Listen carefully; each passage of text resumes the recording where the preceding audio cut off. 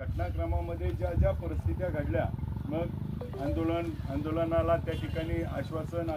शिष्टमंडळ आयोगानंतर आपल्याला मुंबई आणि मुंबईमध्ये महाराष्ट्राच्या मुख्यमंत्र्यांनी येऊन जो कागद देऊन गेले आणि तो देखील फसवा कागद देऊन गेले. सरकारनं खऱ्या अर्थानं हा जो काय फसवा कागद दिला, त्या कागदामुळं या मराठा समाजाचा जो सरकारप्रती असणारा मायबाप सरकार म्हणून ज्याच्यावर बघतो त्याच्यावरचा पूर्णपणे आज विश्वास त्या ठिकाणी संपलाय.